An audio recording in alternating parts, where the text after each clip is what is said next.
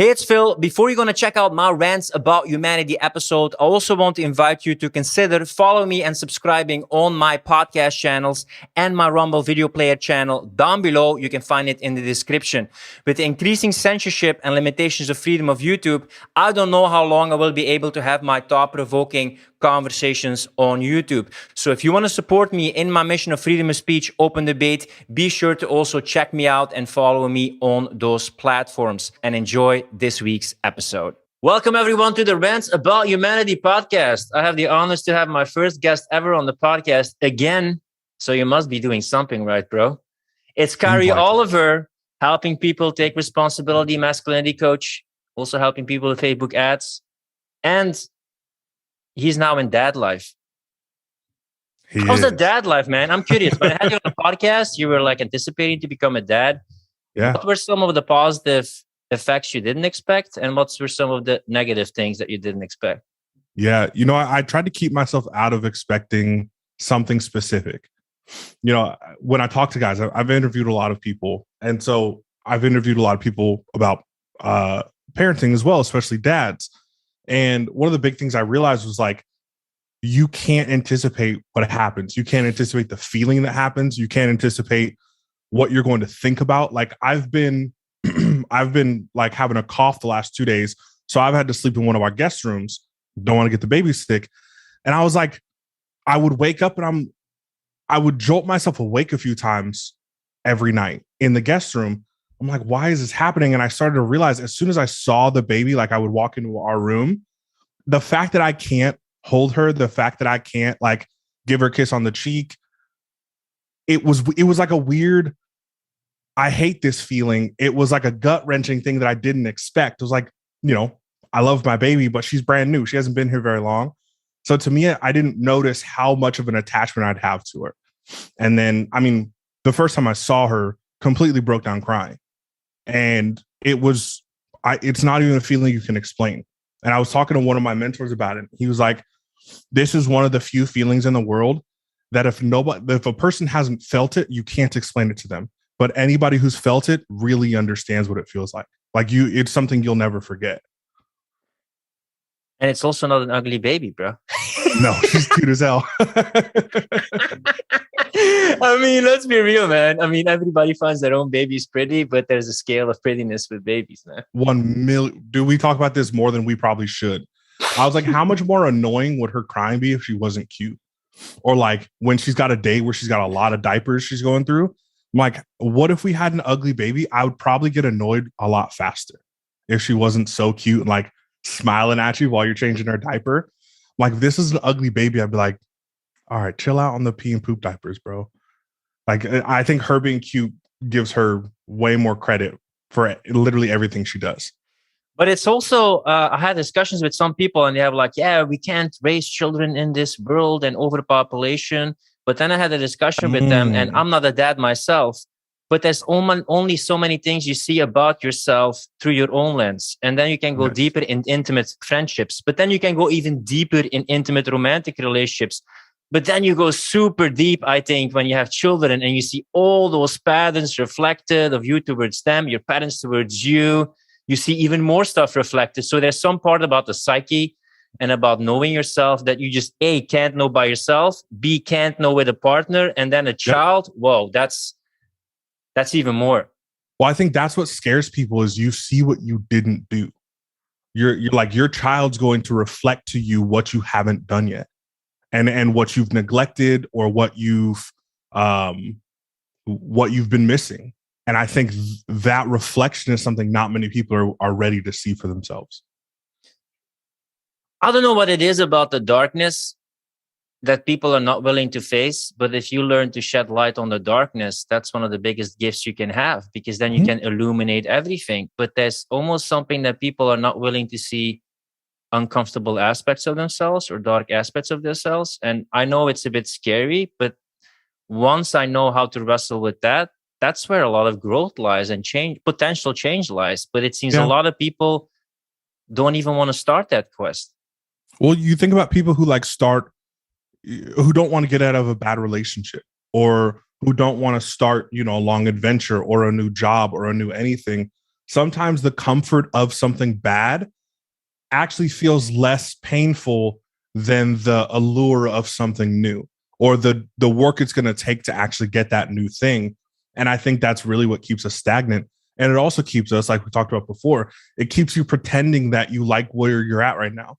I get guys all the time. I get guys, you've seen it on my statuses, who when I'll say, hey, this type of guy, I can tell you he's not happy. You see all of them in my comments. Well, I'm happy. Well, my life's great. Well, look at this bank account. Well, look at this thing. And then inevitably, a few weeks later, I get a message. Hey, man, you know, when you posted that status, I was a little bit annoyed that you were kind of calling out something, and I felt like you were calling me out. So I commented, but here's what's really going on. And they're failing their relationships, and they're failing at parenting, and they're failing in their business. But everybody feels like they have to pretend publicly like they've got everything together. I get messages all the time from people who rant and rave on my statuses about how amazing their life is, or they'll go post their own statuses about how amazing their life is. Then I get the message later saying, hey, everything's falling apart, or this piece of my life is falling apart and I'm not sure what to do about it. I'm going to go even deeper with that. You know, that it is such uncomfortable for us to admit that there's something wrong. This even happens when you coach people. They hire you because they need help with something. And even in the coaching, they're afraid to tell you that there's something wrong. Well, that's actually why they hired you. I don't know if you resonate, but. Yeah, so I try to preface with that. I say, hey, look, I can only help you dig as deep as you'll allow me to go. And the depth at which I'm allowed to go is the openness you're willing to have with me. Yeah. The things that you can't tell me. Now, certain things I'll be able to figure out. There's certain things I'll be like, hey, man, is this going on? Hey, man, is this happening? But there's always going to be pieces that I'm totally unaware of. And unless you're willing to share them with me, I'll explain you're wasting your money. You've already paid me. Your money's in my account and you're not getting it back. You've already paid me. We might as well do this thing that we came here to do. But the tiptoeing around it isn't helping you and it's not helping me. My time's already paid for. So I can sit here and listen to your bullshit story about yourself, or I can sit here and actually help you with the real version of it. And you get to choose which one that is. Yeah. And also, you're not like a prostitute. Just pay them to give them a good time. Sometimes a bad time or uncomfortable things is the good time. That's the good time. I'm not here to be your friend. I am your friend by not being your friend. I'm here to advocate for change. I'm here as a mirror to have honest conversation with yourself. And I feel I'm more of a blunt truth sayer, but not blunt to be blunt, not to attack, but to illuminate. Yeah. But that's what some coaches feel I become. They don't want to be disliked, and they become too much of a friend of their client. Yeah. And that's the thing, is the friendship allows you the hard truths, the tough love. So in my first few sessions, I'm usually not pushing back too much. My first few sessions with my clients, I'm usually listening, and I'm gathering information, and I'm figuring out that time when you told me this story. When I see your face change, when I hear your tone change, I know there's something there that I can dig into later. So I make a little note about it, but I let you keep going with your story. Then once we start building rapport, once I know you start to trust me, that's when I can start sprinkling in the truth. Hey, man, remember when you talked about this? You said that was how it made you feel, or you said that's what happened, but I don't buy it. I want to know something a little bit deeper. I want to know what you actually meant there that maybe you weren't comfortable telling me at the time. And we can go back and we can start pulling from the things that they told me before. Now that I have their trust, respect, and they feel safe inside of this container that we've created. You have a white mom, right? Yeah, I do. Which most people don't know. Some people with mixed parents, they sometimes feel they don't belong and they have to struggle for their identity. Did you have the same thing? Oh, yeah. All growing up. I grew up around poor white people. So they're even worse than poor black people. Well, that was one of the things I realized, that it was the same, but because we didn't look the same, there was a separation. I didn't look like the kids around me. And then when I was in like 4th grade, they opened up a bunch of government housing near my house and near my school. And so it was the first time I had like a lot of kids who looked like me, but I realized they didn't act like me. And so I was in a weird position where it's like, okay, the kids I'm used to being around, I don't look like them. Their parents don't look like me. Nobody around me looks like me, my teachers. And then I'm around a bunch of kids who do look like me, but I don't act like that. I don't talk back to the teacher like that. I don't cuss and go crazy, do the stuff that they do. And so I felt myself definitely in a weird spot, but I realized, luckily pretty early, I get to figure me out before everybody else. Everybody else gets to attach themselves to a group. I'm the white kid, so I act like the white kids. I'm the black kid, so I act like the black kids. I'm the this, so I act like this. And they start identifying with group identity very, very quickly. Yeah. Where I didn't even have access to it. I didn't have a group that I could attach myself to. So there was a forcible exit into, okay, let me figure out my own identity. And now I can float around to these different groups without feeling like I have to think everything they think or do everything they do. That's interesting. I see often three kind of people. You have the people who try to fit in. You have the people who are the silent observers, or you have the people who are the class clown. Which one of these three were you mostly then?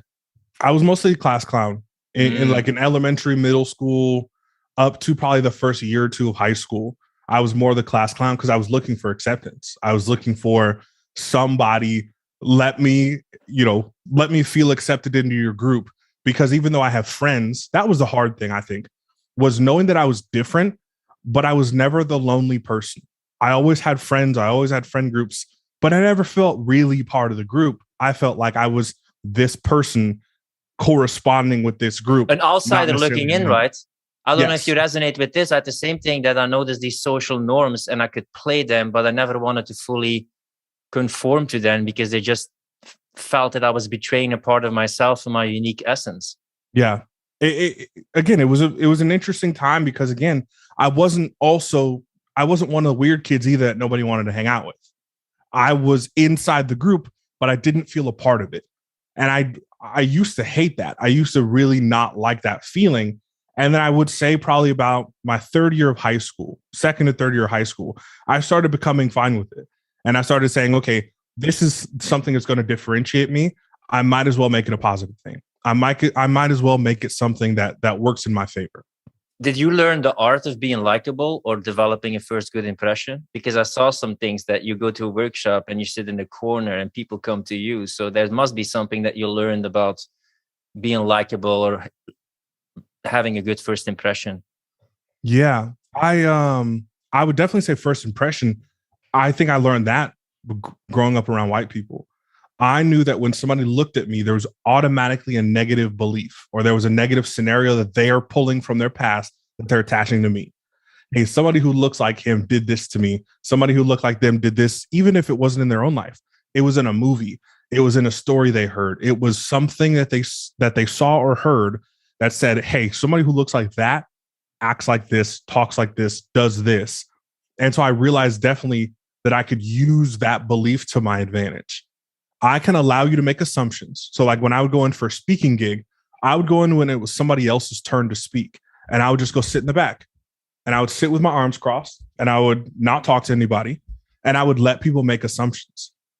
And then as soon as they said, hey, by the way, we got so-and-so in the room, because I always knew the person who was speaking, we've got 𝗫𝗏𝗏𝗏 in the room. He's done this, and this. And I put on a big smile and I start waving at everybody. And everybody's like, this is the dude who was quiet in the back. What happened? Automatically, my stock in that room jumps probably even ahead of the person putting on the event. So I realized I got to use other people's credibility to my favor. I got to network behind the scenes. And then once the event started, or once the speaking engagement started, I got to borrow the credibility of whoever they trusted.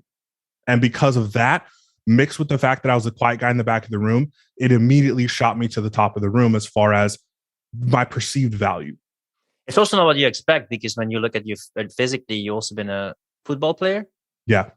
American football. I don't know, how tall are you in foot? 6'6". So that's I'm not pretty intimidating, right? Yeah. You could have easily used that strength to then make that first impression and make that part about strength and imposing yourself. Why didn't you do that? I got into such a high level in football by doing that. I was used to imposing myself. And then inevitably life comes and smacks you in the face. I had a few injuries. I had a bunch of stuff happen. I went through like some physical abuse when I was playing football. I got knocked on my ass where it was like, okay, now I just can't push my way through everything anymore. How do I figure out how to tactfully navigate the world? How to tactfully navigate my network, navigate my business, navigate my life. And so I think I started falling in love with knowing how to do something without pushing my way through it. How do I think my way through it? How do I maneuver my way through it and not just try to bulldoze everything because it had worked so well for me in the past? How was that stage when you, because of injuries, had to quit the thing that you attached so much value on? Well, I had to relearn my identity. It had been for a long time 𝗫𝗏𝗧𝗏, the football player. And now that that's stripped away, now who am I? Now, what am I? Now, what do I have attached to my name, attached to myself when I don't have the thing that I had for so long? And the thing that I thought was just going to be my future. I thought it was, everybody was telling me that I was going to the NFL. I was going to be a professional football player. I was the right height. I was the right build. I was the right speed, strength, everything. This is what you're going to be. Congratulations. You fucking made it. And then all of a sudden, oh, you're not that anymore. Good luck finding something else. What's the first thing that you did then, besides mourning for that potential you supposed to have chased or achieved? Was it going for the girls, going for the business books, crushing any other aspects and putting your power and willpower in it? I was trying to figure me out. I was really stuck on the identity. I was trying to figure out the identity. And so I was working a full-time job. I worked in special education. I was living in it was my ex-girlfriend's dad's old duck hunting trailer. Couldn't even stand up straight in it. Couldn't shower in it. I used to have to shower at the gym because it wasn't tall enough for me to be in there. I think that was my rebuilding time. That was me saying, okay, I'm going to figure me out. So that's when I started reading more like personal development type books. I've actually never read a business book in my life. People talk about, I forget, the Russell Brunson, any of like secrets, .com secrets, .com secrets, whatever, hacking, whatever. I've never read a business book in my life, and I have a more successful business now, multiple businesses than most people I know. And I realized that it was my tripling down on my identity and using my strengths to my advantage that's gotten that. It wasn't in a book. It wasn't in a podcast. It was me doing hundreds of hours of introspection throughout the course of probably about 2 years. I used to stare at myself in the mirror and just tackle whatever came up. All the insecurities, all the biases, all the things I didn't like about myself. And then at the same time, I was interviewing people. So I've interviewed, it's over 1,000 people at this point. And most of them were probably when I was 19 to about 22, 23 years old. I was just constantly interviewing people. I was trying to figure out patterns. I was trying to figure out what overall makes people successful, what makes people fail, what are people going to regret at the end of their lives. So I did a lot of end of life interviews. I was interviewing people with terminal illnesses who were going to be dead within the next like 6 to 9 months. And I did 65 of those in total.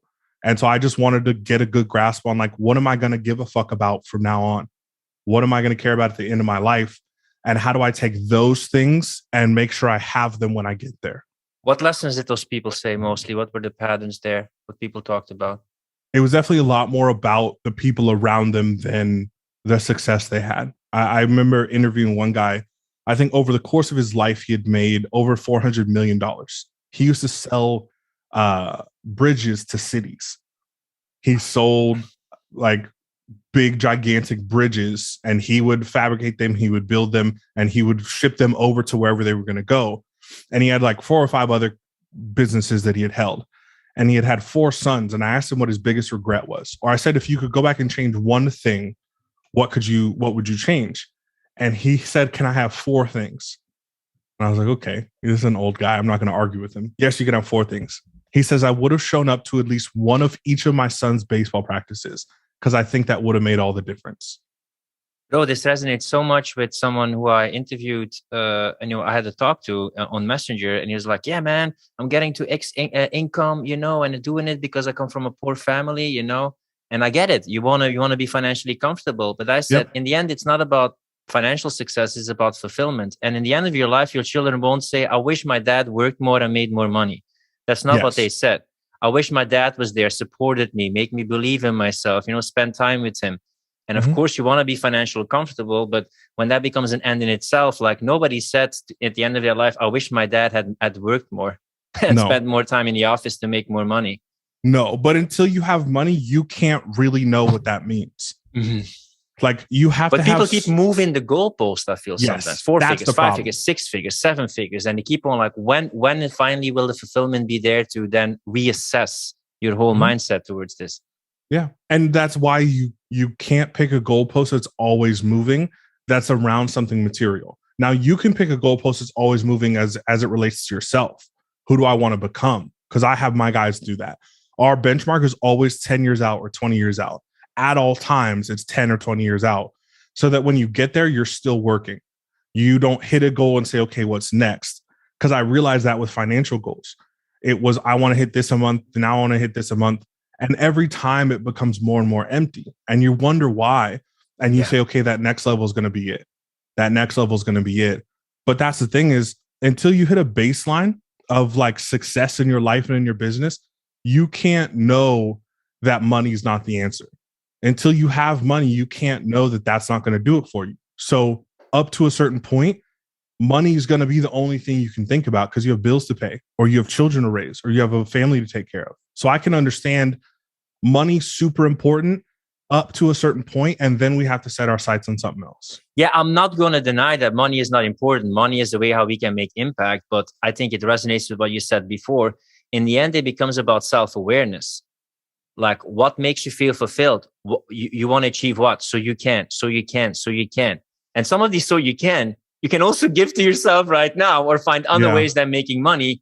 And then at a certain point in life, you focus so much on yourself that then there's more power to be gained from making an impact on other people, their life, your family, your son's daughters, or people around you, which is sometimes strange to explain to people. But then it becomes about satisfaction and fulfillment. My definition of scaling is simple: doing more of what you love to do and less of what you don't like to do.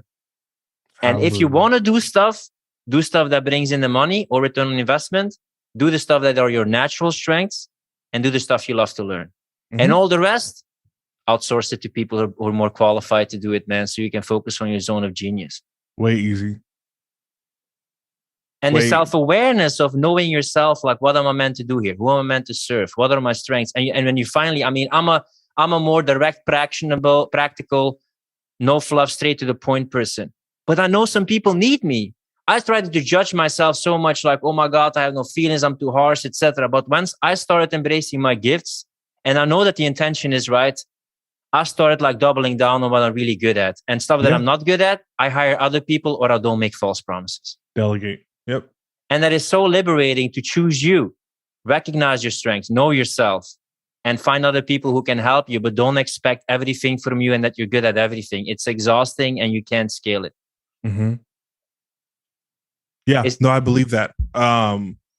It's something, again, it's something you have to have enough perspective. You have enough space to recognize that. And I don't think most people ever give themselves enough space. I don't think anybody ever can back up from their problems and say, okay, can I look at this differently enough to get that revelation? Did you take time off to a special place sometimes to have a new perspective? I say change perspective, like little physical perspective, in a cabin next to a lake, next to a forest, or just traveling.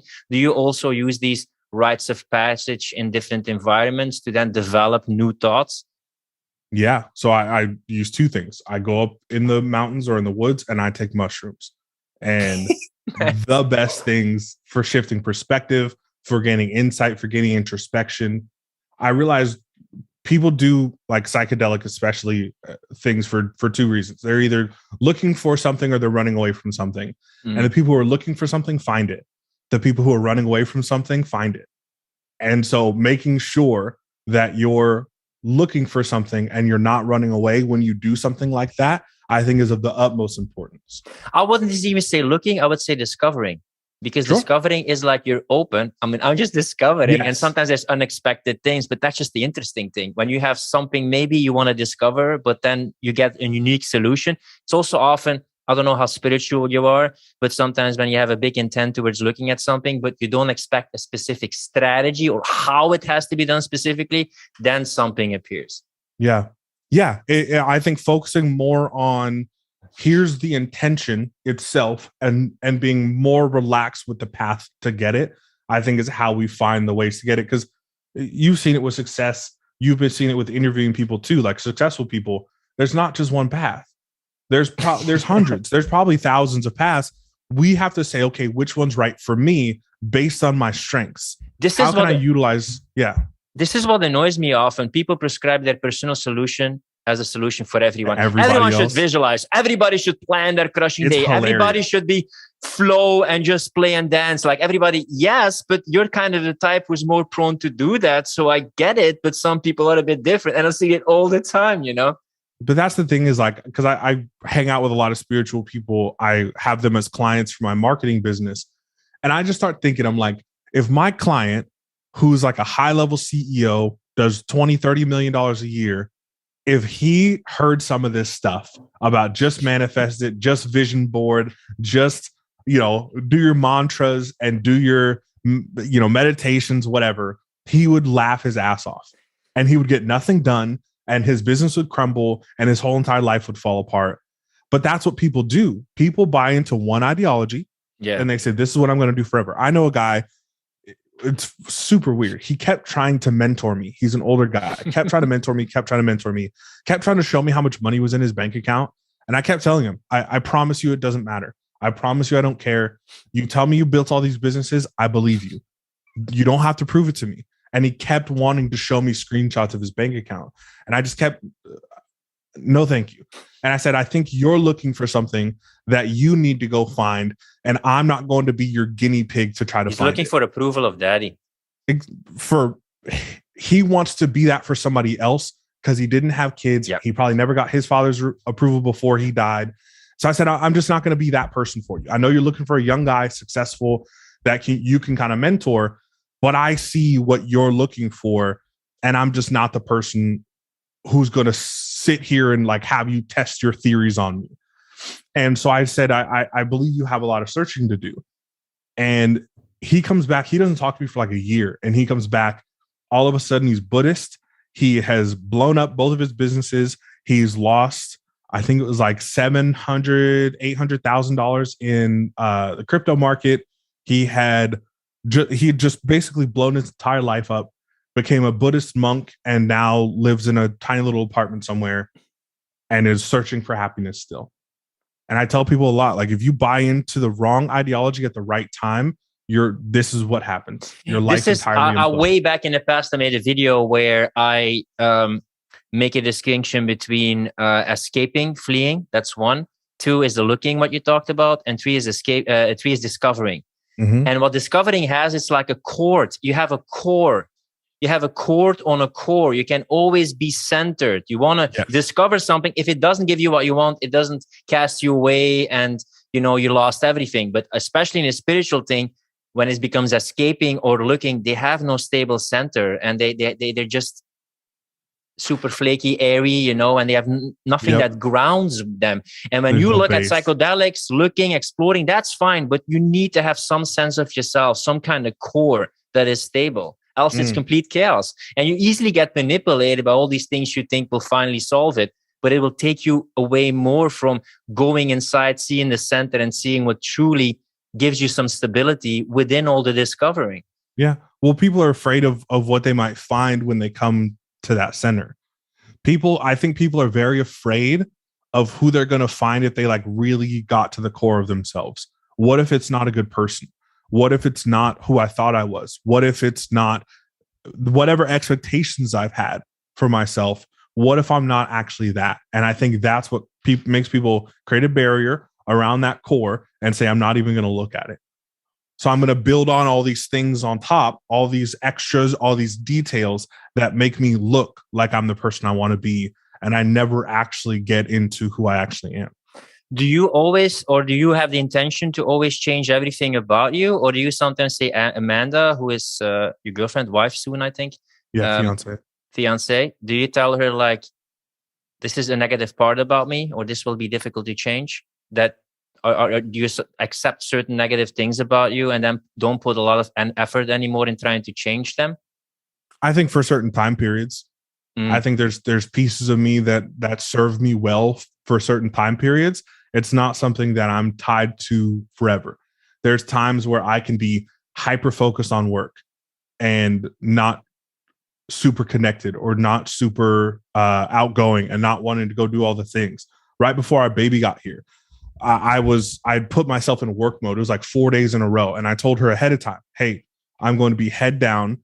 Every once in a while, I like, even just to myself, saying, what can you actually do right now? And so I went out and I accepted a bunch of phone calls. I said, I'm going to try to make as much money as I can in the next 4 days.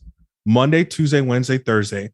I'm going to just see how much money I can make. Because normally I keep my work day to about 3 or 4 hours and maybe a client call or two or somebody coming over for dinner. But actual work is usually about 3 hours a day minus client calls. And I just said, what if I was really going back into like hustling like I used to in my business? And I used to hustle and make $2,000 in a week. And that was incredible. Oh my God, that was amazing. And then I said, okay, what happens to the updated version of me? Now that my prices are higher, now that my skill set's higher, now that I have a bigger brand, what can I generate in 4 days now? And I went and did it. And I said, oh my fucking, yep, this is it. But I had warned her ahead of time, hey, this 4 days, not going to see much of me. I'm going to be in the office. I'm going to be taking calls. I'm going to be doing all my stuff. And then I get to switch back. I think most people don't know how to switch back. You know what's interesting about you? Is when you look at your wall, it's basically a dude posting some thought-provoking stuff, calling out some shit, and that's it. I don't see a lot of screenshots about I made X amount of dollars, my client made X amount of dollars. You don't see a lot about your offer. There is some ཀəրવી mystique there. So for the people that are wondering, like, how the hell can this dude, how old are you? 26? 27. 27? How the hell can this dude work so little per week and make so much money? Is it just a matter of talking to your ideal person, pre-qualifying because you set standards, and then really just having the real sales conversations just in the inbox but when people reach out to you? Well, so that's why I posted yesterday. I said, you know, do people actually see you as a leader or do they just like your stuff on Facebook? Because you can see there's a lot of people who get a lot of engagement online. And if I was to look at the back end of their business, or if I was to look at their inbox, it's empty. And nobody really is coming to you for advice. Nobody's really asking you to help. And also not the people who can afford what you want to charge. I don't charge. I'm not cheap to work with. I'm expensive to work with. And I never have a lack of people coming to work with me. And it's because I think they can tell I'm an actual person. There's not the trying to look like I'm something I'm not. I'm not posting, like you said, screenshots, no bank statements. I see people doing that all the time. And I just realized for the type of guy I want to work with, that's not going to be the thing that gets him in. The thing that's going to get him in is me saying something that he's currently doing, him getting pissed off about it and thinking about it, or Kyrie's an asshole, or Kyrie's this or that. And then after a certain amount of time, or after a conversation he has to have with his wife, or after a conversation he has to have with his business partner or whoever, he comes to the realization that he's living out the thing that I just spoke about, and that he's now seeing the consequences of that. And that's usually when they contact me and say, hey man, you posted about this. And at first I got annoyed. At first, I thought something negative about you. And now I'm starting to realize. And those are usually the guys who become my clients. Yeah, there's a lot of overlap with the clients that I have. I'll call them like rebels with a cause. If you're looking for a copy of a copy of a copy, that's not me. And I want to make you think. I want to help you discover yourself. I teach you principles. If you just want templates, if you want to become a copy of a copy, I'm not that. If you don't want me to help you think for yourself and know more about you and your business, you're not my kind of people. Maybe I'll be less successful between brackets, but I see so many people, they become a copy of a copy of a copy with the same banner and the same kind of stuff. And bro, you're setting yourself up to lose yourself completely. And you're competing basically on price because there's a gazillion copies of you. Yes. But that's why I set myself so high. I don't want to compete with price with anybody. You find it cheaper, go look somewhere else. And I'm totally fine with it. That's the problem. This is the thing I really realized with my business, and why I love that I have my marketing business. My marketing business makes me more money than I need. So when it comes to coaching, I can pick and choose. I can genuinely pick and choose, because a lot of people will say that they'll pick and choose, but really the qualification process is, do you have enough money? And for me, it's different. Can I see you coming over to my house and having dinner? Can I trust you holding my baby? Can I trust you interacting with my fiance? Can I trust you around my other clients or my other students? Because a lot of the guys live close to me. A lot of my guys live within 45 minutes to an hour from me. And can I trust you around my circle of people? And I don't think most people have that because coaching pays the bills. And so for them, they have to, most of them don't choose not to wonder. But I think at the back of their minds, a lot of them wonder, am I taking on this client because I need to pay my rent? Or am I taking on this client because I really believe I can help them? Isn't it? This is a question. This is an important topic because I get this a lot with people who are starting out. And sometimes they take on the wrong clients or try to be clingy, desperate, needy. You can kind of compare it to a love relationship. Yeah. But isn't it natural that in the beginning you say yes? And there's like, I mean, I get it now from where I am right now, but you need the money. The bills got to get paid. So then there's all that attachment energy there. But then at a certain point, I witnessed that two years and a half ago. That I said, like, I'm just sick and tired of accepting the wrong people. I love myself. I'm improving. I have a willingness to serve. I'm just sick and tired of beating myself down and doubting. And that's when I shifted for a year. And maybe it's a tip also for other people to choose self-love and try to maximize client fulfillment. I was not obsessed with getting new clients. I was obsessed with like, how can I attract the right people, choose self-love, and maximize the fulfillment of the people that I'm serving. Yeah. But again, you have to be able to afford that. And so I do understand why people start with money. People start, because I started that with my marketing business. I would take on the $500 project because I got to buy dog food. I got to pay for my stuff. I got to pay for my life. I think up to a certain point, you have to be in a little bit of that scarcity and needy mode.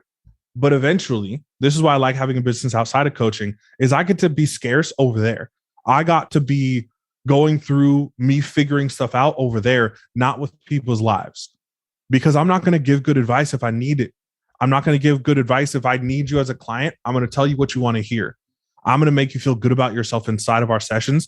And you're going to look back after 6 months and have got nothing accomplished. And so for me, I knew that I wasn't willing to be that person. So I had to build a successful business so that I could have my coaching business and not have to wonder, did I take on this client for the right reason? And so now I say no to more people than I say yes to. Even people who can afford working with me, they don't all qualify to work with me. What are the criteria? That way. Yeah. Sometimes you have people who see the potential in people, but they fall in love with the potential and the person is not committed to change. But in a way, they hire you to help you through the commitment and consistency. So how do you deal with this conundrum? I fire them quickly. If I bring on a client, and I actually just did it a few months ago. I brought a guy on. He said that I came to him in an ayahuasca ceremony. He said he did ayahuasca and he was like, you just kept popping up and I know I need to work with you. And so I let him, and I rarely ever let people make payments. I usually make people pay for the coaching in full so that you respect the entire timeline. I said, you can make payments, totally fine. Here you go. And within like 4 sessions, we did our last session and I could feel him not wanting to go to a certain place where I was trying to push him toward, where I was trying to get him to at least open up this door, let's call it, was totally unwilling. And I sent him a message and I said, hey, look, we need to talk about this. We need to have a conversation about it. I don't get a response for like 2 or 3 days. And then all of a sudden he messages me and says, hey, my last check just got to your house, but I just canceled it. And I think we should talk. I was like, okay. And he was like, well, I just really want to, get clear on what our expectations are inside of these sessions. And I said, perfect. Me too. Inside the conversation, I ended up saying, I don't know if you're willing to switch to this. I don't know if you're willing to have this mindset around it. And I think even if we did continue, if the current mindset stays the same, I don't think we'll actually end up getting anywhere. And you'll end up paying me more and you'll end up doing more sessions, but you're not really going to grasp anything. And I said, I think you're looking for a consultant. I think you're looking for somebody to say, you ask me a question, I'm going to give you the direct answer, and then we move on to the next question. And I'm not that person. My job is to help you create your internal dialogue. My job is to help you create your internal filtration system for information and for your own thoughts and feelings. That doesn't happen in a session. That doesn't happen in 2 sessions. And so because I charged you this much and I let you break it up into payments, it allowed you to think that the work came in segments, and it doesn't. And I said, I just don't think this is the right thing for you. Have a great time. No hard feelings, but definitely not working with me anymore. Do you notice that fast win, quick wins, magic pill mentality sometimes? Because I see posts that you make like, this dude came to me and he thought he just needed this. 3 months later, he came back and I charged so much more because I knew he needed this. Yep. So I actually delay it. A lot of people try to say like, get the golden nugget in the first session. I delay it at least 3 or 4 sessions for guys. Even if I know what it is in the first session, we'll be talking. I'm like, that's something I could really hit on. I make them wait because I make you go through that moment of like, man, is this really the right guy to talk to? Is this really the right guy to learn from? And some of them will say it. Some of them won't. And I like when the guys will say it to me. Hey, man, I'm just like, I'm not sure that I'm getting the value out of this. And I say, beautiful. Now let's have the conversation. Because then we get to say, you've already ridden the roller coaster. And if you're on your downswing of the roller coaster, when you're saying, I'm not too sure about this, and we can pick up from there and say, this is what you needed to get to, I think, in order to get to where we want to go. When I tell them the answer to something, and they're like, why didn't you tell me that a month ago? I explain, you wouldn't have accepted the answer a month ago. I noticed this when I was coaching people with productivity and now helping them close more clients. I don't enroll more clients. Close is like, if you want to close, get close. That's more what I like. I noticed the pattern of the guys who came to me who needed help with productivity, that they didn't have clarity because they didn't have a father figure.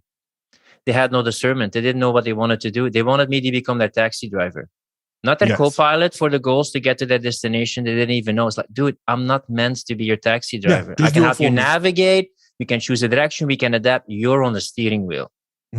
And that's what I feel a lot of times. And especially with men who don't have any discernment or clarity, that they force this father figure role onto you. And I don't think that is meant to be your role in a transformational process. I don't know if you also witnessed this with guys in your mentoring. Absolutely. Now, there's times where I'm supposed to be a father figure. There's times when I'm supposed to be a big brother. There's times when I'm supposed to be a friend. There's times when I'm supposed to be a mentor. And I get to fill those different hats based on what my client wants, not what I want.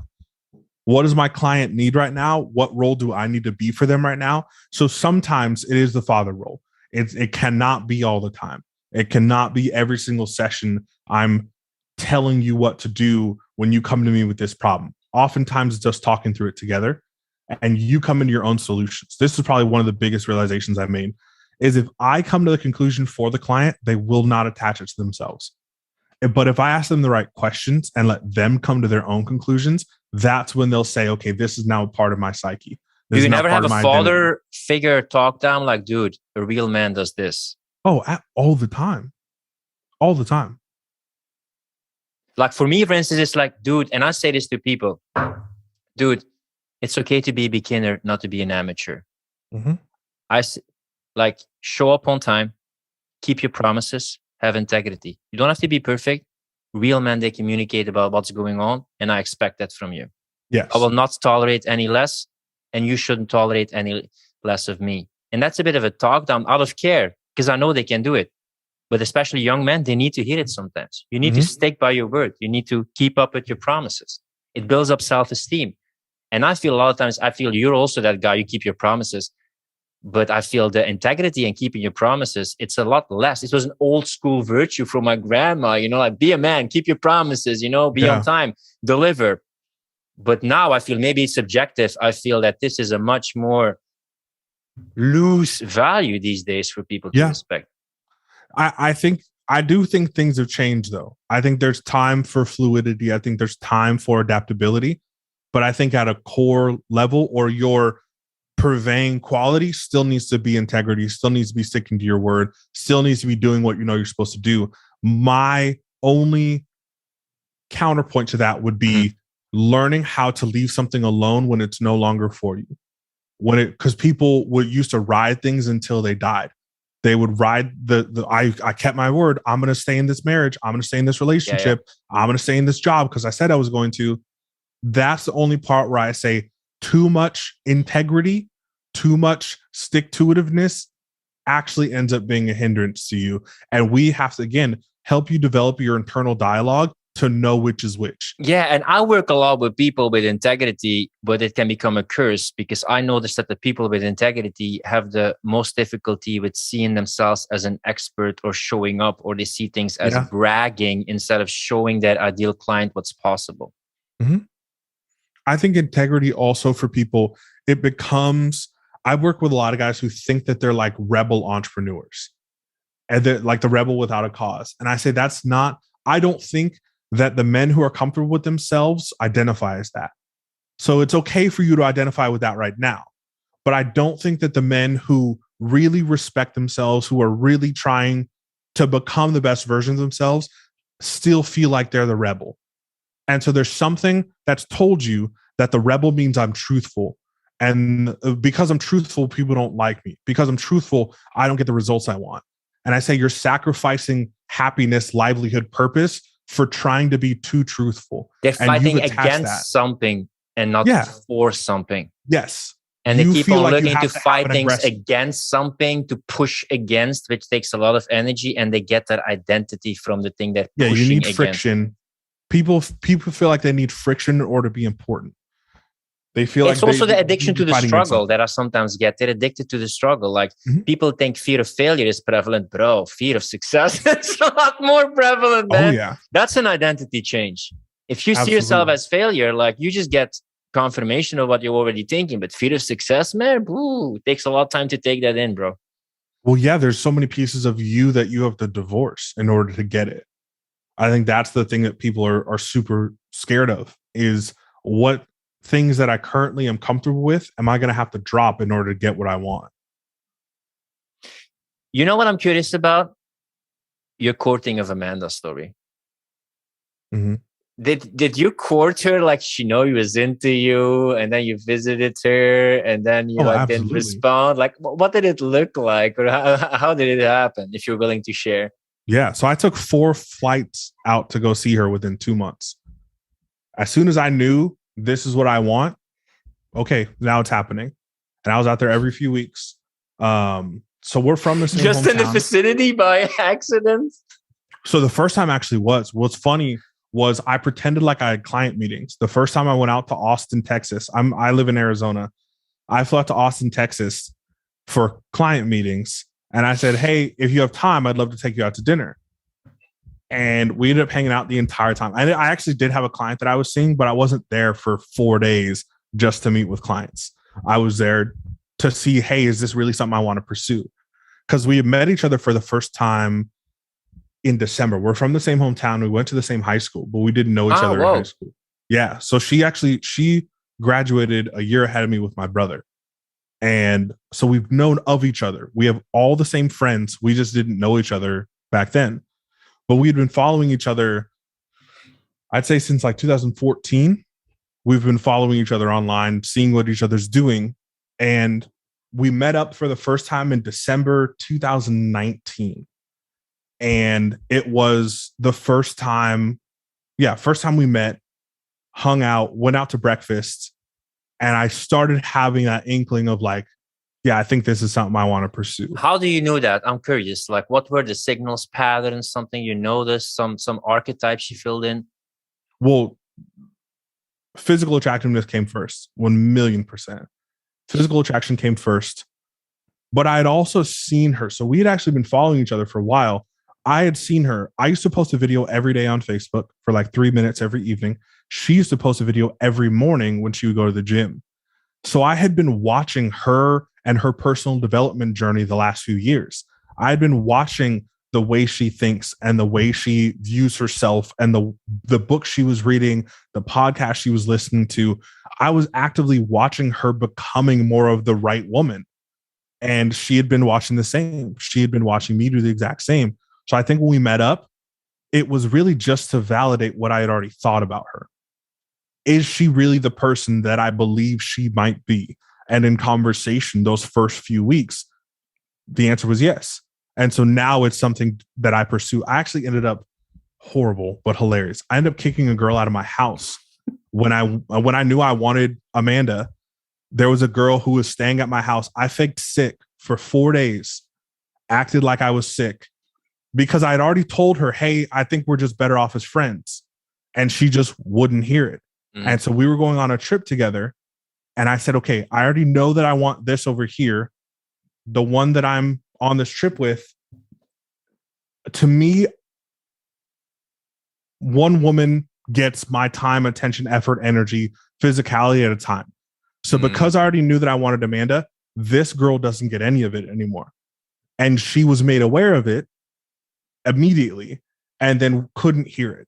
She still wanted to go on the trip. She still wanted to do, our trip for New Year's, all this other stuff. And so I was like, okay, I'm not going to make her leave right now, but I got to fix sick because I can't be sleeping with her and thinking about this other one. That's not going to work for me. And so did the 4 days, acted like I was sick the entire time, came back, and we had another conversation. Said, hey, again, I think that this is probably just good for us to be friends, and I'd love to support you and I'd love to help you out and blah, blah, blah, blah, blah. But romantically, this isn't going to work. And I went off to Austin to go visit Amanda. This chick was still in Arizona. I said, if you're looking for a place, because she was thinking about moving to Arizona. Mm-hmm. So I said, hey, if you want to look for a place, you're welcome to stay at my house. You can figure out what you want to do, but let's figure something out. And so I went off, and within the first time going out to Austin, I was like, okay, this is definitely something I want to pursue. I had validated everything that I thought. She had been the person that I thought that she might have been. And I was 1,000,000% sure. So I came back home, ended up sitting down with the girl for the last time and saying, hey, look, you need to book a flight. You got to leave. You either got to find a place in Arizona within like the next few days, or I need you to book a flight back to where you came from. And she ended up booking a flight, of course, crying, blubbering, blah, blah, blah. But she actually was the one who ended up saying at the beginning, I don't think I'm able to be the type of woman that you deserve. And I said, I agree. But I said, I think a future version of you may be able to, but it's time to go do that. And if I'm still around and available when that happens, amazing. If I'm not, we've missed an opportunity, but life goes on, basically. And she ended up leaving, horrible time, blah, blah, blah, calling me the next few weeks. I had to completely ignore her for like 2 weeks and then end up calling and saying, hey, look, this is where things are going. It wasn't going anywhere. You would have just drugged me into the same type of relationship I had with my ex, which I wasn't willing to do anymore. And I thought she understood at the time. She actually ended up messaging my now fiance from like a fake Instagram profile at one point, trying to see if they overlapped. She was trying to see if I was sleeping with her and the other one at the same time. And luckily, thank God, I didn't. And so it came out that I didn't, but she tried to see if I did or see if I was doing something shady that I wasn't doing. And Amanda actually called me that morning. Amanda was coming to Arizona. It was fucked up. Hilarious though. She was coming to Arizona to surprise me for my birthday. And I get a call at 7:00 in the morning saying, I just got the weirdest voice message on Instagram. And I said, oh, okay. And I could tell she was angry. Mm-hmm. So I was like, okay, what happened? And she sent me the voice messages. And it was that girl that I'd sent home saying, she had asked like specific dates that I went out to Austin.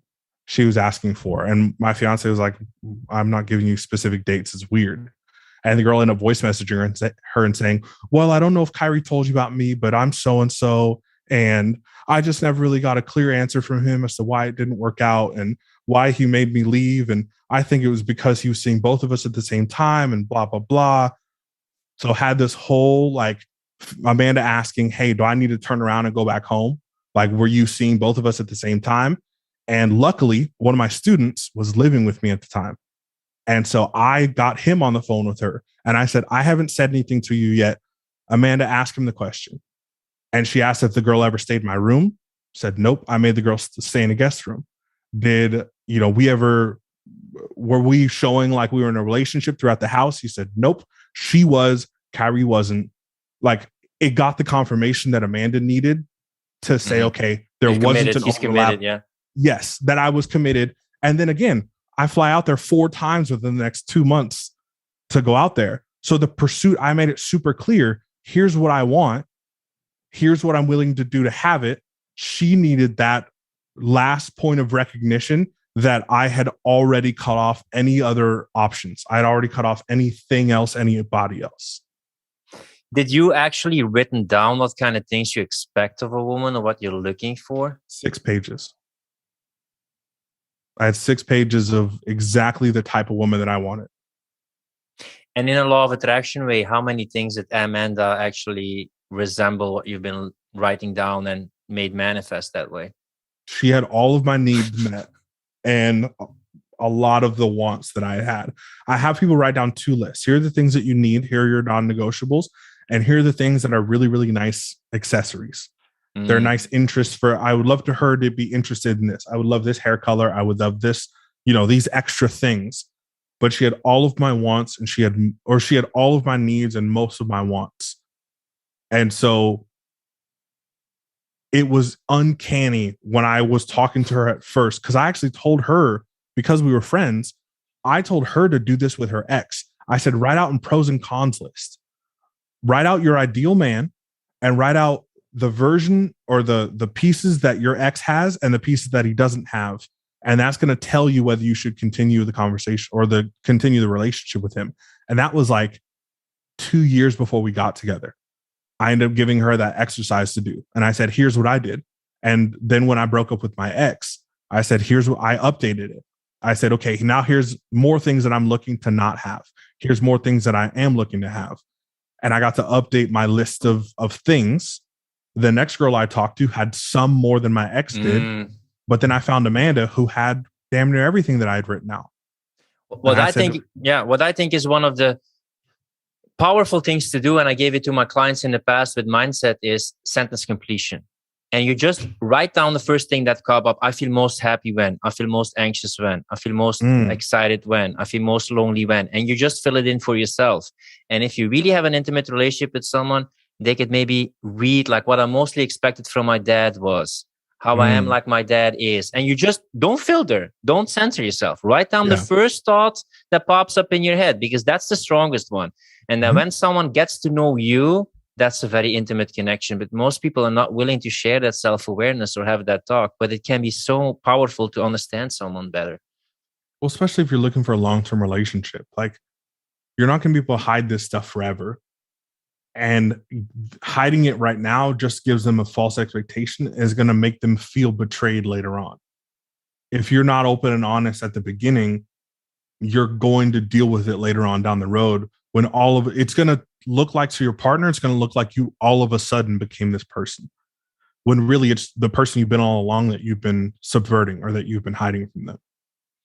That's the one thing we have to talk about, Kyrie. You know what it is, right? No, I don't. It's the croc life.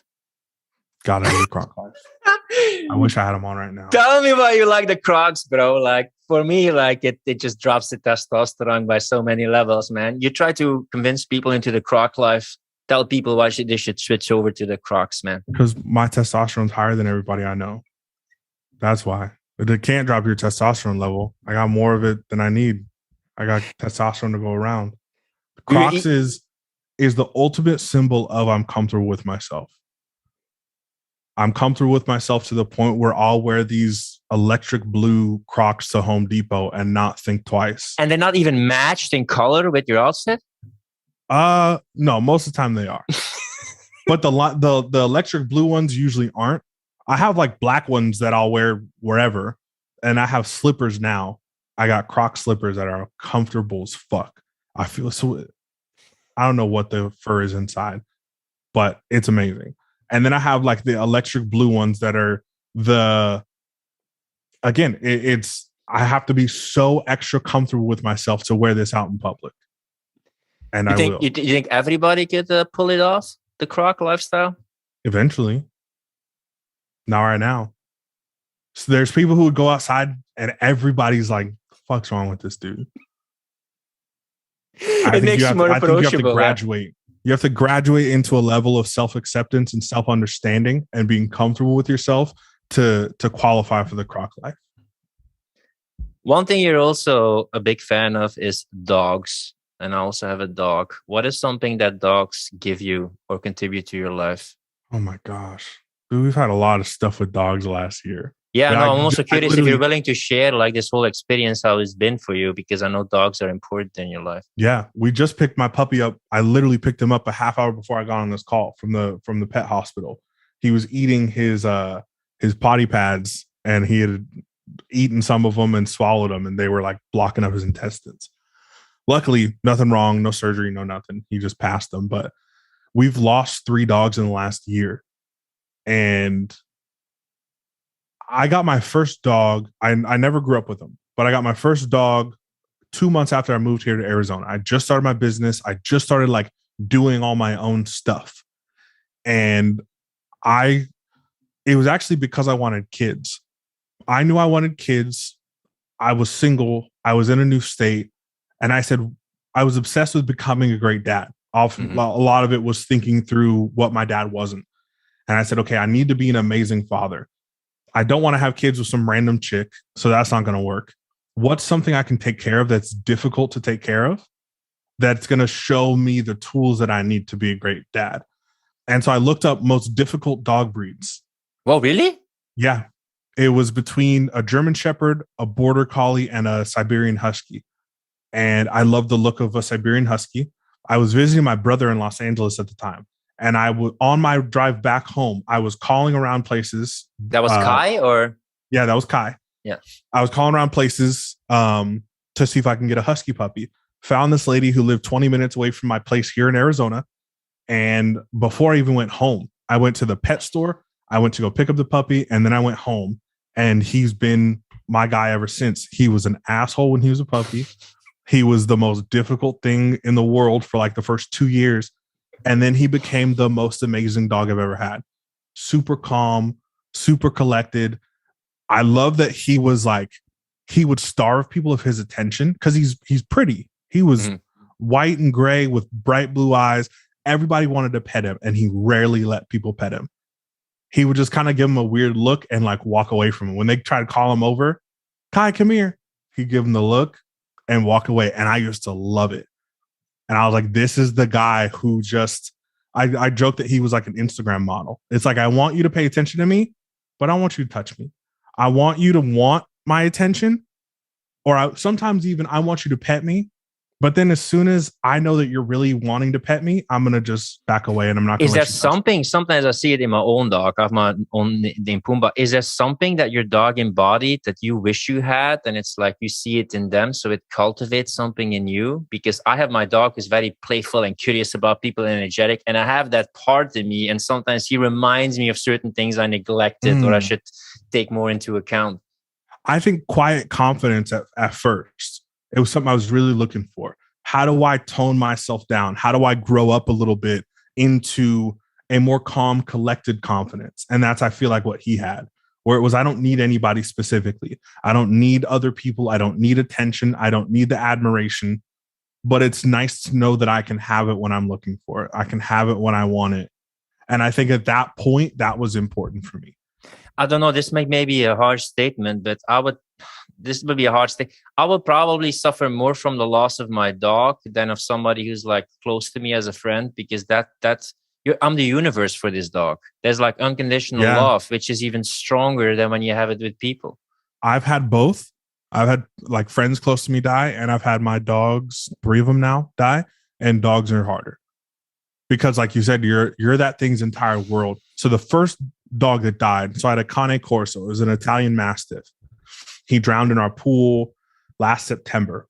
My fiance went outside to let the dogs back in, saw him at the bottom of the pool and screamed. And I was in our garage, and I ran out back, jumped in our pool. I had to drag him up to the side of the pool. I was doing chest compressions on him. I didn't know how long he had been there. So maybe he's still alive.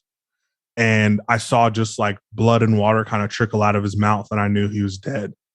And I mean, having to pick him up over my shoulder, walk him up to my truck.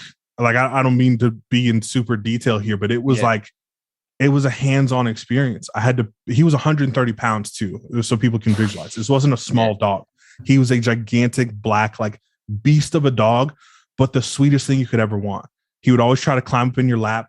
We have a video of him the morning that he died, trying to climb up in my fiance's lap. My fiance's 5'2" and weighed 5 pounds more than the dog. And he was just trying to climb up on her lap when she was laying down. And I mean, just the biggest teddy bear of a dog until a stranger came. Then his bark sounded like thunder. Oh, it was amazing. So to me, it was like this sweetest big teddy bear of a dog all of a sudden was gone out of our house. And we had 3 dogs at the time. And it was like such a big hole in the house. And then, I mean, I would wake up for probably about 3 weeks, almost every night. I would have a nightmare of having to jump in the pool and drag my dog up and try to revive him and couldn't, wrapping him up in a blanket, trying to get her and the other dogs inside so they don't have to see it. It was a lot. And then we got another puppy so the first one's name was Baloo from the Jungle Book. The second one was named Bagheera from the Jungle Book. And we got him right after we found out we were pregnant with my daughter. And so the whole time my fiance was pregnant, she also has this puppy in her lap that she gets to take care of, that she gets to mother, that she gets to nurture. So he was definitely like her puppy. And I was kind of chopped liver. He didn't want anything to do with me most of the time. He was super cool. We'd play around, but he was a mommy's boy for sure. And like my husky was my guy. She would go up to bed. My husky would not follow her anywhere. For a long time, when we would be out of town, my husky wouldn't even let people feed him. He would bark at them until they left. If we had a friend come over and feed him, he would wait till they left to eat his food because it wasn't dad feeding him. So this other puppy was like, that was her baby. And he had a heart murmur that we knew about. He had a heart murmur. They said it was no big deal. And at 9 months, he ended up having a heart attack. I heard him making weird noises in the middle of the night. We took him out of his kennel. I tried to get him to go to the bathroom. He wouldn't. I tried to get him to drink some water. He wouldn't. He started kind of foaming at the mouth a little bit. We put a towel under him. My fiance laid on the floor with him, and he started kind of convulsing. He just randomly had a heart attack, and it was literally nothing we could have done about it. She was like yelling to take him to the hospital. And I said, he's not going to make it. I could already tell it was probably 30 seconds away. And then we see like his last breath, like let some fluid out. And again, I got to wrap my dog up in a blanket and take him off to the hospital. And we actually have them, or 2 of them, down here. They have the ashes from Baloo and from Kai. And then the third one with Kai, he'd been with me the longest. He was 5.5. We thought he had some super rare disease. And then turns out he had like a big malicious cancer on his spleen. And it was either going to be a super expensive surgery that they said he probably wouldn't survive, or we got to put him down. So that one was like my first 2 dogs that died so violently. I mean, drowned and had a heart attack. And so this one, I said, I can't let him go out in pain. He's been with me through so much. I was like a single dog dad for so long. And then now with my fiance, now with the baby, he had already seen 2 of the other dogs, pass away. I was like, he needs to be put down like calmly. And so we were sitting in the room. I mean, I was crying my eyes out, sitting in the room. He was laying in my lap. I got to pet him. I got to hang out with him. They came in and did the injections. He passed away in my lap. I was feeding him beef jerky beforehand. I almost didn't, because I was like, that's not good for him. I was like, well, he's not going to be here much longer. Yeah, might as well give it to him. Yeah, might as well give it to him. One of my students actually he was in the room behind me. He was sitting behind me and got to watch my emotional process through this entire thing. And we had a good conversation about that afterwards, of like him having it modeled for him because his dad didn't know how to. And he's like, there's the first time I ever got to see a man process and go through his emotions healthfully, not screaming and cussing at anybody, not trying to fight anybody, not going to drinking out a bunch of alcohol. Like, here's how you do it the right way when things are fucked up. And I realized that was one of the biggest lessons I got to even show him and show myself, was you get to become the person that handles things like this well. And it sucks, the scenario. I wish I didn't have to lose my dogs to know what that looked like. But now I get to show other people, this is how you process negative emotion. This is how you go through difficult things. And how did you go through the whole mourning process then? Was it like, I just let come up whatever come up, and if I want to think about them and just, keep on repeating that idea, it's fine? Like, how does this mourning process that is a bit healthy and emotionally cleansing look like for you? Yeah. The first one was the hardest. The one who drowned, because we'd never lost a dog before. So we were messed up for probably about 2 weeks. I didn't take on any calls. I told all my clients, hey, I'm going to continue running your ads. I'm going to continue doing what we're doing, but like, I'm not even good to go on calls right now. We weren't eating very much. Our other 2 dogs were super depressed. That one was, I'd say the most difficult. This last one, unfortunately, we were used to it. Like, it was the 3rd one. He actually died exactly a year from when the first one died, to the day. Really? To the day, September 20th. The first one drowned September 20th, 2020. This one died September 20th, 2021. I don't know how or why it happened. It was the exact same day, a year separated. Did you ever make a link somewhere to between becoming a father or having a child? I mean, some people would go that length to think about that. The first one, this one was kind of crazy. The first one, when he died, so we didn't even, we got pregnant the next weekend.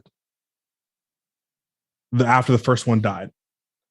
First one died, and probably the night before my fiance got pregnant, I had a dream, and it was that dog standing next to God. And nothing was said, but something said that dog had sacrificed itself for one of my future kids. Like, in exchange for either my future kid dying or something going wrong with my future child, that dog was willing to give himself. So he has a good guardian angel or guardian dog. Yeah. And the fucking next night is when we got pregnant. And I had actually told my fiance, I woke up at like 3 a.m. and I told her about the dream. And the next night we had some friends in town. We were having a housewarming party. And hey, quickie upstairs before we go downstairs and hang out with everybody. And that was the night that we conceived my daughter, literally 15 hours after me having that dream. And then it's a whole next month until we actually find out that we're pregnant. And so we didn't actually know or make the connection. I think my fiance's parents, I think my fiance's mom was the one who made the connection, that because I told them about the dream too. And they were like, you realize that was the day before the baby was made. And so I don't know if that was a connection, but some of these things, maybe it feels better to say that there is a connection. Whether there is or not doesn't really matter. But I don't know the connection of the 2 dogs dying on the same day, but that one dying the night before we conceived the baby, I think has something there. To end at a lighter note at the end of the podcast, I'm thankful for you being honest and sharing this about it. Yeah. How the hell are you able to survive that delicious fucking fatty foods that you eat with portions that are just like, Greek god size? I sometimes see these portions pass by in Arizona.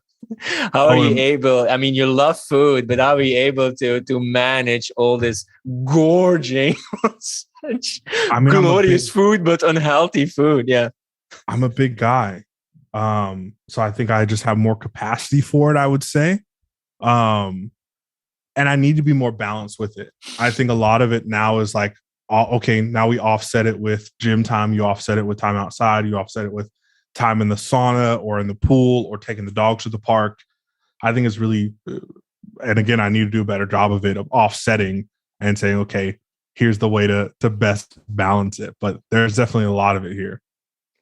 If people want to check out more about everything that you do, follow you, get some mentorship, where can they follow you and get some more 𝗫𝗫 love and guidance? Yeah. Facebook is where I post most often. I post usually 2-3 times a day. Facebook, I think if you look up my name, we'll be mutual friends with Phil, Kyrie Oliver. And then on Instagram, it's just at Kyrie, K-Y-R-E-E on Instagram. Let's end up with a fun question. Look behind you and tell me a story about something that is behind you. Well, I just told you a long story about my dogs. Actually, good one. So I have a thing here. It's a little baby. carrying a basketball with a broken basketball rim. And I have another one over here doing a slam dunk. That's Shaquille O'Neal and Kobe Bryant. Grew up with them, heroes. That was my childhood, was watching Shaq and Kobe. Scottie Pippen was a small one. He was still be able to get selected, yeah. Played for the Lakers, and actually just our new puppy, his name's Kobe. And we're getting a puppy in January named Shaq. And so we're going to have Shaq and Kobe in the house. And do you have any story about any tattoo that you have? Were it completely impulsive tattoos that you got? Or is there like a specific story about it where you say like, fuck it, let's get one? Each one has meaning. I don't have any impulsive tattoos. I told myself at the beginning that I wasn't going to get any tattoos just because it looked cool. I have on my forearm here, I've got Atlas. Yeah, you also see it on the left. You also have Atlas there. So I was wondering about it. Yeah, yeah. This is a whiskey decanter that I got with Atlas on it. So I have Atlas, and then I have Zeus on the back end of my arm. And this is the Parthenon. But I have Atlas and Zeus. And the whole story was that the Titans tried to take over the gods in ancient Rome. Greece. Greece. There you go. And they tried to overpower the gods. And his punishment, when they were eventually defeated, was that he had to carry the universe. And I know a few people who have Atlas tattooed on them. And the story behind it is, well, I have to carry the weight of the world on my shoulders. You know, there's so much pressure. There's so much blah, blah, blah. I don't see it as that. To me, it looks like divine responsibility. To me, it looks like I'm supposed to be the person who has the capacity to carry other people's weight, to carry other people's responsibilities, to carry other people's expectations, emotional capacities. I'm supposed to be the guy who gets to do this. And it's not in contention with God, Zeus, but it is in cooperation with God, Zeus, that I get to have this divine responsibility bestowed upon me. And so that, to me, is what this piece means. It's probably my favorite. Bro, I love it, man, because, yeah, it's a matter of carrying other people and then letting them go. And Atlas is also a way to how to orient and navigate. And that's partly what we're meant to do here. Thanks so much for providing roadmaps and guidance to men and people who have a realistic approach toward healthy masculinity and leadership. And thanks for being a guest on the podcast, 𝗏𝗏. Thank you again, man. Always a good time. If you like this podcast, don't forget to subscribe and support our mission of freedom of speech. With increasing restrictions on fundamental freedoms, we believe that now, more than ever, is the time for you to be an online coach or consultant and become independent from the system. That's why we created the Client Closer Academy. Learn how to consistently enroll clients and join a community of fellow free thinkers who value personal responsibility, speaking their truth, and making an impact. Find out more at clientcloser.com/academy. Rant over.